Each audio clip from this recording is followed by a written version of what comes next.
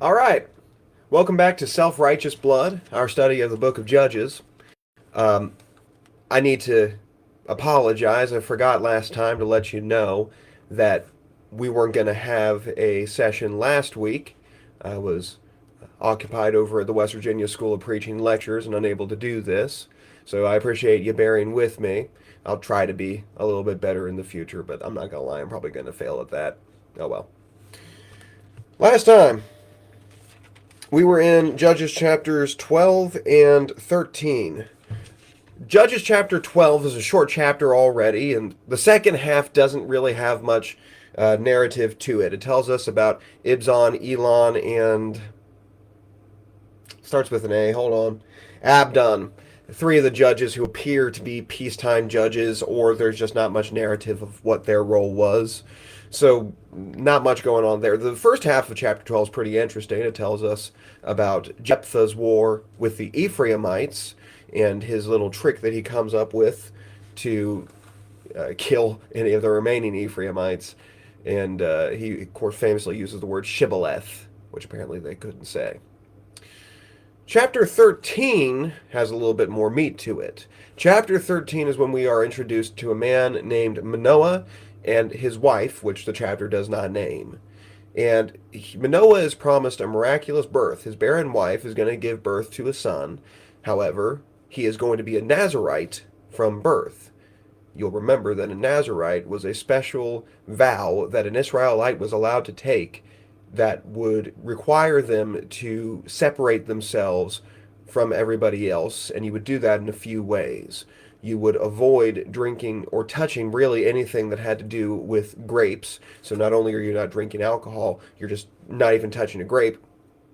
You are to not cut your hair at all, and you are to avoid becoming unclean. In the Old Testament, it was not sinful to become unclean. However, it would mean that there were certain privileges you were not allowed to partake in. If you're a Nazarite, however, you are absolutely not to be allowed to be unclean, so much so that you're not even allowed to touch the dead body of your mother or father if they happen to die while you're under the vow.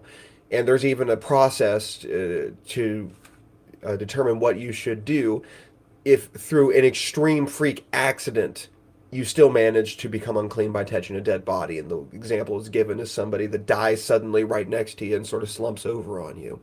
The point is this: it's a really important vow, and this child is going to be unique because he's not voluntarily taking the vow. He is, before even being conceived, determined to take that vow. And it is going to be for life. Usually these vows were temporary. This time it's for life. So, what else is special about that chapter? Well, the other thing that's real special about that is who is giving the message. It says the angel of the Lord, but there are certain indications here, I think more than any place we've seen so far, to show that this is not just an angel, but rather God himself, specifically the Son. Remember how he says, "My name is Wonderful," which typically is only applied to God the Son. After all of this, Manoah believes that he's going to die because he has seen God. However, his wife talks some sense into him. And at the end of it, she gives birth to a son, the most famous of the judges, Samson. So, let's go ahead and start reading about Samson in chapter 14. Samson went down to Timnah, and at Timnah he saw one of the daughters of the Philistines. Then he came up and told his father and mother, "I saw one of the daughters of the Philistines at Timnah. Now get her for me as a wife." But his father and mother said to him, "Is there not a woman among the daughters of your relatives or among all the people, all our people, that you must go to take a wife from the uncircumcised Philistines?" But Samson said to his father, "Get her for me, for she is right in my eyes." First time we see Samson talking, he goes down to Timnah. Timnah is a village connected to the Philistine city of Ekron. Already we see a couple of weird things going on here, because you might remember that in that Judges cycle where somebody's going to come in and start oppressing the Israelites, if you remember, currently the oppressors are the Philistines. So this one who's supposed to be a great deliverer of Israel is going to be taking a wife from the oppressors. We're already seeing strange actions on the part of Samson, and his parents also recognize this. Is there not a woman from among our people that you can choose? But he says, get her for me, for she is pleasing in my eyes. Which, let's face it, probably means she was attractive, and that's why he wanted her. We have to remember Samson was a young man here. Now, something I want to say about this, by the way, people, I think, often jump to a couple of conclusions about marriage laws in the Old Testament. Marriage in the Old Testament, well, especially if you go back far enough, people get some seriously false ideas about the limits of marriage within the Bible. Namely, unfortunately, there were many people back in the day who believed these sorts of ideas that you see in the Bible about who you're allowed to marry and who you're not would indicate that there should be no mixed race marriages. As a member of a mixed race marriage myself, I got to say I can think of nothing more absurd. And you might, I think there's probably a couple of places in the Bible to indicate that God thinks that's pretty absurd as well. For example, Miriam and Aaron went and strongly opposed Moses in the book of Exodus because of his wife. Now, we're not 100% sure who his wife was at this point, but there's a good chance that the reason why they had a problem with this is because she was of a different race. And God chose to show his displeasure with their displeasure by striking Miriam temporarily with leprosy. So that's not really what's going on here. People get this idea from a couple of spots in the Old Testament, namely Exodus chapter 34 and Deuteronomy chapter 7, both of which the Israelites are commanded not to make wives out of the Canaanites. But we have to ask ourselves a pretty important question. Why are they not to make wives from the Canaanites? And in the context, the reason is pretty obvious. It's because what they were supposed to do with these Canaanites was completely wipe them out. Of course, if God deigned to show mercy to some of them, then I'm sure he showed mercy to some of them and had them escape, or who knows what. But for those who were there, and especially the adults, there was very little redeeming about them. These were child killers we're talking about here. God was well within his right to say, I don't want you on this earth anymore. And I'll use the Israelites to make sure that's the case. So of course the law was going to be, you're not supposed to marry any of them. You're supposed to be killing them. Doesn't make any sense. Now, I say all that to say this. There are some commentators who would suggest that the Israelites, and by the way, I'm not strawmanning here, I'm not saying that they would apply that to every nation that ever existed, but the Israelites were not to marry outside of that nation whatsoever. I don't think that's true. Sometimes they'll even include the Philistines with that. Now, the Philistines are not one of the nations that those two scriptures mention, but they'll say, well, this also applies to the Philistines. But you know what I haven't seen with that? The proof. You know, it's just sort of claimed, but I've never seen anything to indicate that the Philistines also applied under that rule. And therefore, the fact that Samson wanting a Philistine wife would have been sinful. I don't think it was sinful. I think it was stupid, especially seeing as they were the oppressors. But I'm not so sure if I can call that sinful necessarily. There was another reason it would have been stupid, by the way, but it's not something that's necessary to her nation, but rather to her character. What we'll see later on in this chapter is she's not a wise or good person at all. She's a traitor to Samson, and let's face it, likely she was a pagan as well. All reasons that would make it extremely unwise, and I believe his parents were giving him very wise counsel when they said you shouldn't be trying to marry this woman. But he was not thinking with his brain, and so he decides to marry her anyway.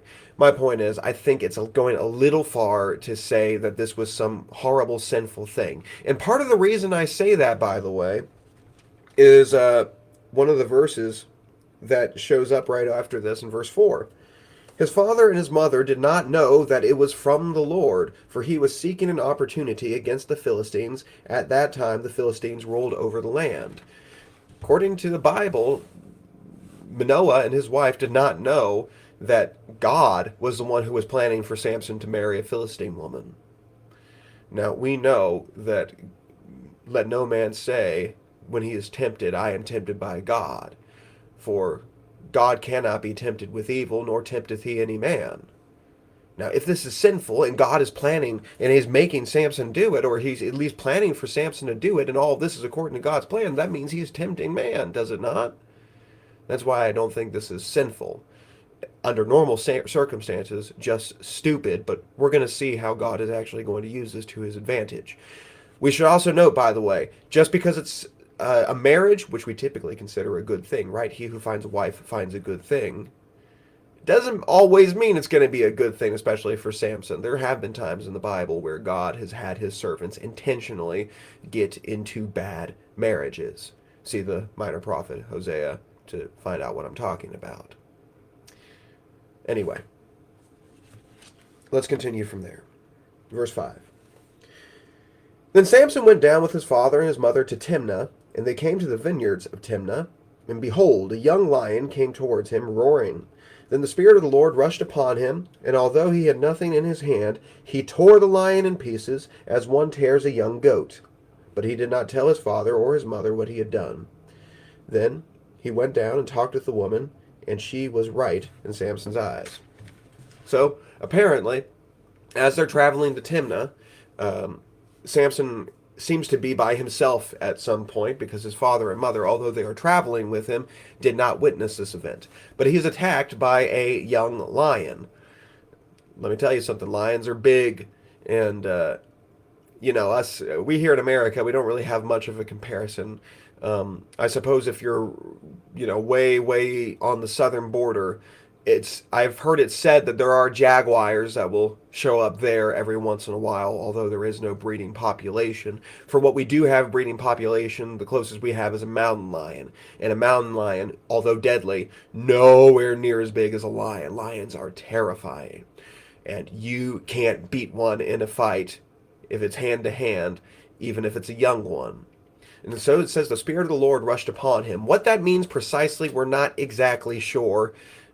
But it's a common phrase that is used with the judges, and apparently in this case it means he's getting some sort of, we would probably call it a superpower, wouldn't we? It says that he tears it apart like one tears apart a young goat. I've never torn apart a young goat, but I think I understand what he's saying, because if you know what you're doing with butchering, then there's a lot of times where you can just sort of tear and you wouldn't even need a knife. So I imagine it's something like that. Point is this, it would have been an incredible thing to see, and he absolutely destroys this animal. It's going to be important later on, though, but this is the first time we see a supernatural act on part of Samson. Verse 8. After some days he returned to her. If you recall, he's talking about his future wife. And he turned aside to the carcass of the lion, and behold, there was a swarm of bees in the bodies of the lion and the honey. He scraped it out with his with his hands, and went on, eating as he went. And he came to his father and mother, and gave to them, and they ate. But he did not tell them that he had scraped the honey from the carcass of a lion. You might recall from the last lesson that we mentioned that there are three big things that were mentioned that Samson was not supposed to do. Do you remember them? 1, touch any unclean thing. 2, drink wine. 3, not cut his hair. Now, when you ask the average person about what the diet was supposed to be for the Old Testament Jew, people tend to be familiar with a couple of the things that are forbidden, right? No pork, that's the famous one. Yeah, someone a little more knowledgeable might know no lobster, or any sort of shellfish or scaleless fish, so no catfish either.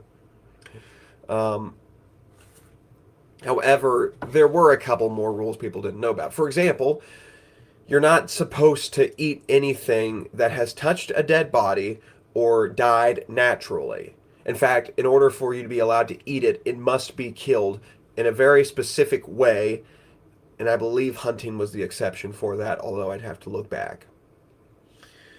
Certainly, if it's just been left out to rot for a while, you're not supposed to eat that. Well, this honey was most certainly unclean. These bees had made a swarm and a hive inside the body cavity of this lion. And Samson just gets right in there and takes some for himself and eats it. He has broken already one of the important parts of his Nazirite vow. He also gives some to eat to his mother and father without telling them for some reason, and I'm really racking my brain to try to figure out why he would do that. Who knows? Honestly, I think I don't think he was very old at this point at all. Maybe even still a teenager. Maybe we can rack this up to being a dumb, arrogant kid. Who knows?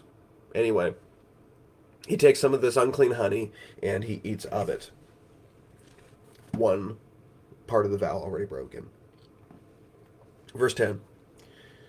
His father went down to the woman, and Samson prepared a feast there, for so the young men used to do. That's an interesting little bit there. And the judges there, right? Mentioning of old traditions that apparently were not so by the time this book was written. Verse 11, as soon as the people saw him, they brought 30 companions to be with him. And Samson said to them, let me now put a riddle to you. If you can tell me what it is within the 7 days of the feast and find it out, then I will give you 30 linen garments and 30 changes of clothes. But if you cannot tell me what it is, then you shall give me 30 linen garments and 30 changes of clothes. And they said to him, put your riddle that we may hear it. And he said to them, out of the eater came something to eat. Out of the strong came something sweet. And in 3 days they could not solve this riddle. All right. We are now up to the marriage ceremony. Apparently, the celebrations for the marriage last for 7 days. Samson goes in and he doesn't have any of his own companions, but the Philistines generously provide their own. I'm sure it was pretty easy to find 30 people who are willing to party for a week. And so they take these 30 men, and it's a huge party, but Samson gives this challenge to his companions. I'm going to ask you a riddle, and if you can answer the riddle, then I will give each of you a new change of clothes. But if you can't, then each of you must give me a change of clothes. If you're thinking to yourself, that sounds strange that they would just accept that without any sort of establishment of rules for these riddles, and a kind of a weird thing to do in general, a real weird challenge from Samson, we got to keep two things in mind. One, clothing is extremely valuable in the ancient world. We are very blessed in modern days that you have mass production of clothing. And pretty much anywhere you are in the world, you can get high quality clothing, at least historically high quality clothing, for an extremely cheap price, often free, depending on where you happen to be. You know, obviously people still spend a lot of money on clothes, but it's nowhere like it was in the ancient world. In the ancient world, having clothes would be kind of like having a car. Everyone pretty much had one change, maybe two. If you had several changes of clothes, you were probably a pretty rich person. So that's what you have going on here. It's a very high stakes bet that he places with these Philistines. It's a bad riddle. Oh, I forgot to mention the second thing that that explains a lot of what's going on here. Alcohol. He is probably drunk out of his mind, and so is probably everybody else. Rule of thumb, if something really weird like this happens in the Bible, and you're wondering, why are people acting like this?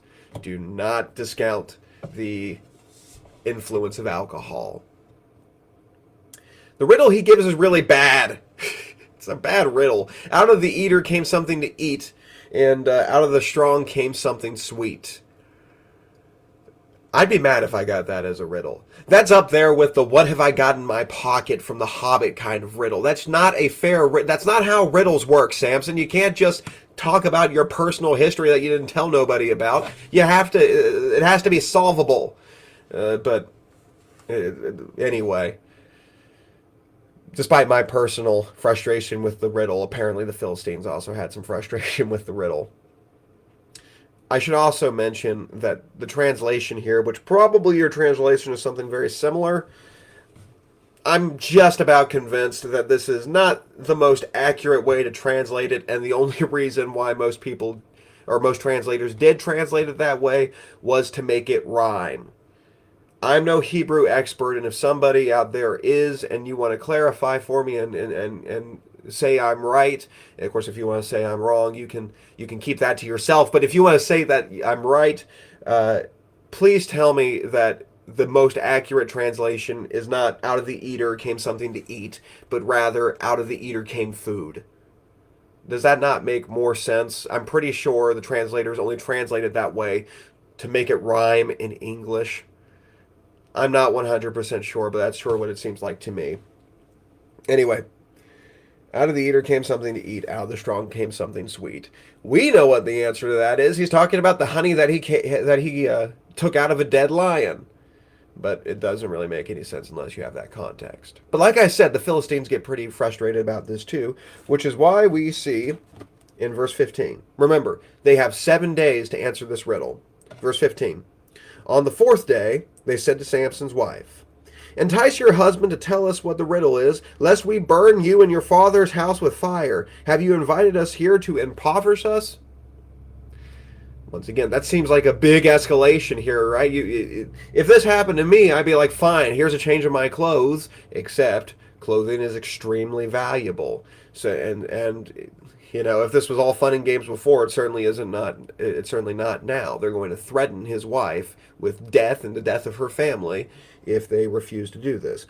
Also, I've just noticed something, and maybe somebody who really understands what they're talking about here, or some of the Hebrew traditions might be able to fill me in. This is the second time within the past couple of chapters where somebody threatened to burn somebody's house down seemingly out of nowhere. Remember, that's what the Ephraimites did to Jephthah as well, because he was doing too well in war against their enemies. We're going to burn your house down because you killed our enemies. Okay? Well, once again, there's a pretty strong escalation here. We're going to burn your house down if you don't tell us your husband's riddle. Maybe I need to start using that threat more. It seems to work for people. Anyway, Samson's wife, verse 16, and Samson's wife wept over him and said, you only hate me. You do not love me. You have put a riddle to my people, and you have not told me what it is. And he said to her, behold, I have not told my father nor my mother, and shall I tell you? She wept before him the 7 days that their feast lasted, and on the 7th day he told her, because she pressed him hard. Then she told the riddle to her people. And so after this is told to Samson's wife, she begins to emotionally manipulate him. You hate me. If you really loved me, you would tell me what this riddle means. Samson correctly get why on earth do you need to know what the riddle means? You're going to find out after the 7th day with everybody else. If you really loved me, you would tell me the riddle. Everybody has heard of somebody, I'm sure, using some of these emotionally manipulative tactics, and that's precisely what it is. But it works on Samson, and so he tells his wife, and she immediately tells his companions. And they say, what is sweeter than honey? And what is stronger than a lion? And he said, if you had not plowed with my heifer, you would not have found out my riddle. I'm not going to claim to be a marriage expert, but I would call this an unhealthy relationship where the wife is crying about how the husband doesn't love her if he doesn't tell her the answer to every random riddle he gives his friends, and probably not a great amount of respect going the other way, calling her a heifer. I sort of suspect, and of course we know within our culture that's an extreme insult, right, to call a woman a cow. I kind of think that it's pretty much the same insult in this case as well. But maybe not. Who knows? But now Samson's got a problem. He now owes these Philistines 30 changes of clothes, and like I said, that ain't easy to come by. So what is he going to do? Verse 19, and the Spirit of the Lord rushed upon him. Once again, we're not 100% sure what that means, but it appears God is actually approving of what happens next. Keep that in mind. Keep also in mind that he does intend to use Samson to deliver the people of Israel from the Philistines. And the Spirit of the Lord rushed upon him, and he went down to Ashkelon, and struck down 30 men of the town, and took their spoil, and gave the garments to those who told the riddle. In hot anger he went back to his father's house. And Samson's wife was given to his companion, who had been his best man.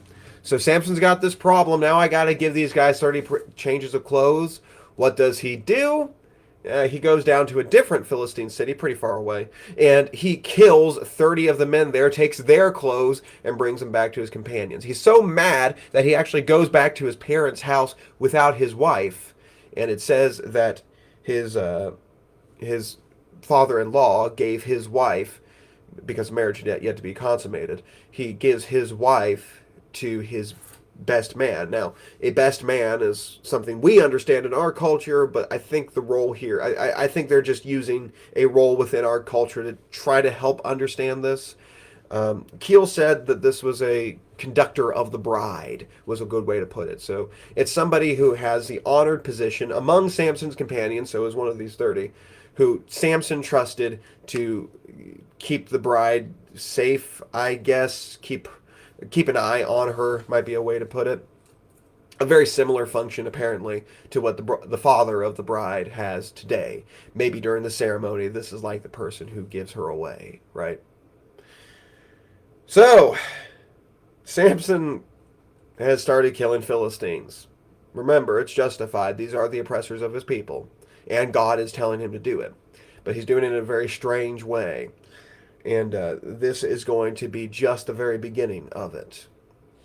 He goes back home to his parents in a fit of rage. His wife is given over to another Philistine. We still got some serious problems, and it's going to get even worse in the next chapter. But that is Judges chapter 14. I'd like to thank you for taking your lunch with me. And, of course, as always, if you have any comments or questions, make sure to drop them, and I'll do my very best to address them. Till then, Lord willing, I'll see you next week. Love you all, and you have a good one.